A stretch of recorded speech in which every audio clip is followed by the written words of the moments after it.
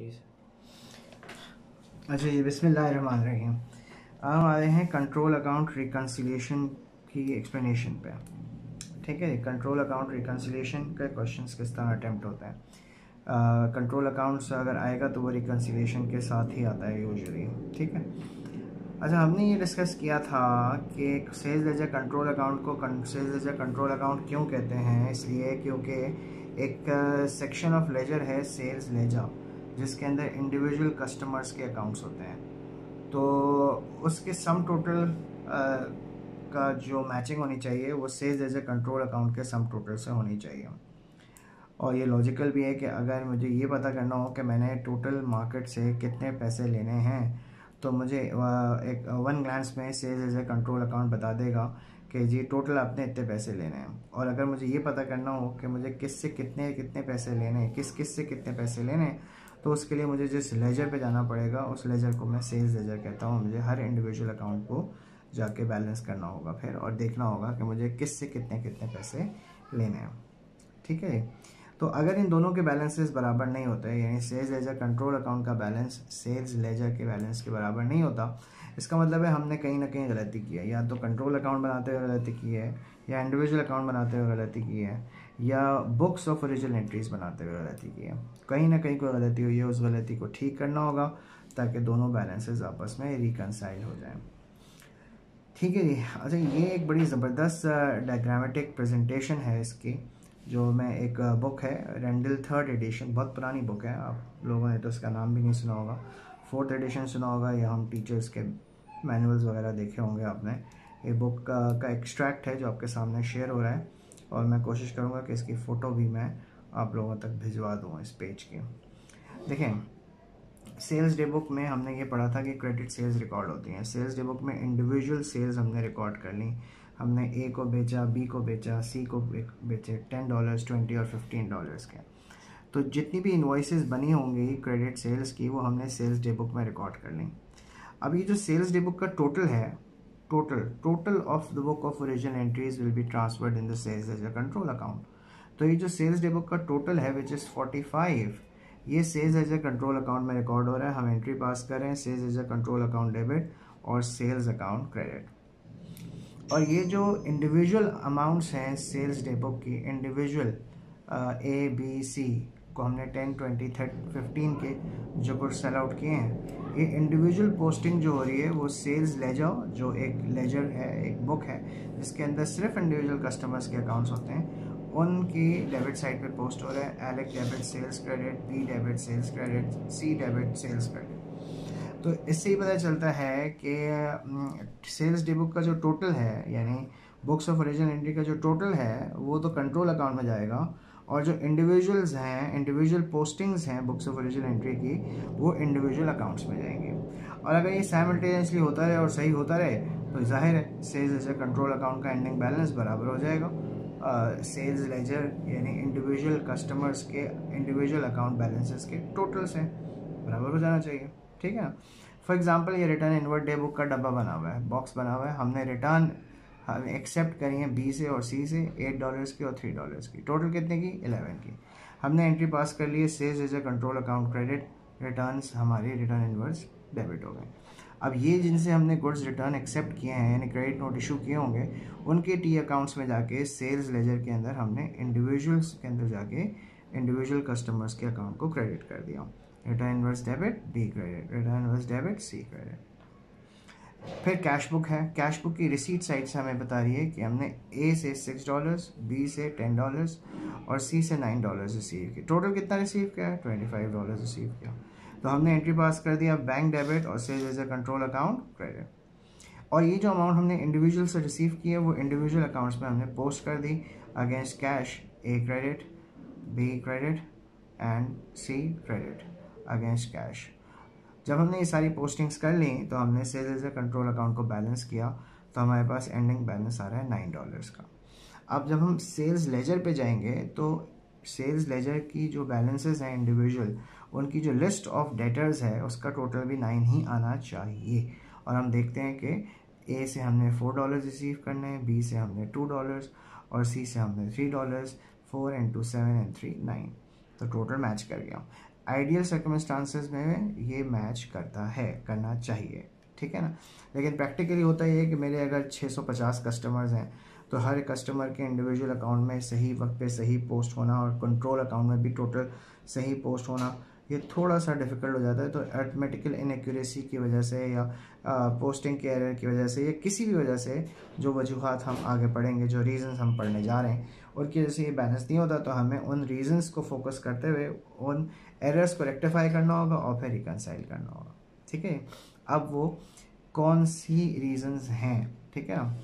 देखिए वो रीज़न्स आपको लिखे दूंगा, मैं अभी आपको देता हूँ, मैं आपको पहले एक्सप्लेन करता हूँ। देखिए अगर ये टोटल 45 है, अगर सेल्स डे बुक का या रिटर्न इनवर्ड डे बुक का या कैश बुक का मींस किसी भी बुक ऑफ ओरिजिनल एंट्री का टोटल ओवर या अंडरस्टेटेड होगा तो सिर्फ कंट्रोल अकाउंट का मसला जनरेट होगा, गलती वहाँ होगी, इंडिविजुअल में नहीं होगी। इसलिए कि इंडिविजुअल पोस्टिंग्स तो इंडिविजुअल आइटम्स के इंडिविजुअल अकाउंट्स में हो रही हैं। So if the book of original entries are over or understated, only control account will going to affect, individual accounts will not going to affect.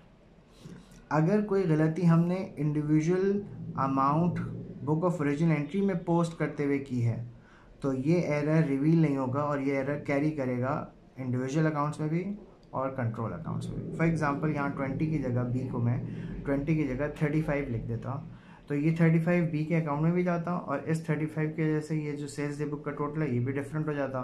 दोनों balances तो match होते लेकिन दोनों with the wrong amount match होते, ठीक है जी।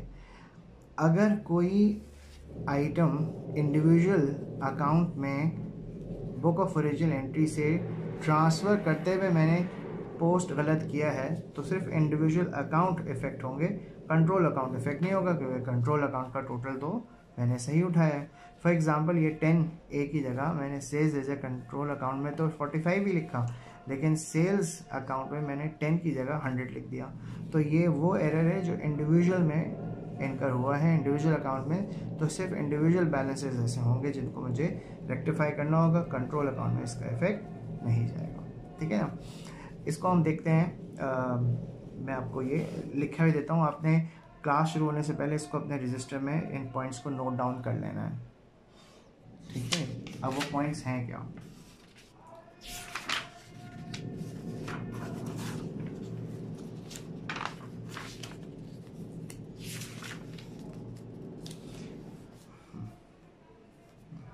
यार ये पॉइंट्स दिखा रहे हो, ये दिखा रहे हो।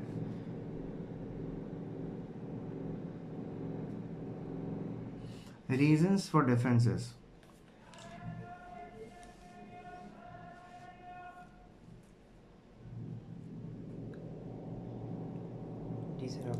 Reasons for differences. यहाँ लिखा है transaction omitted from book of origin entry will be omitted from the personal account and from the control account, ठीक है ना।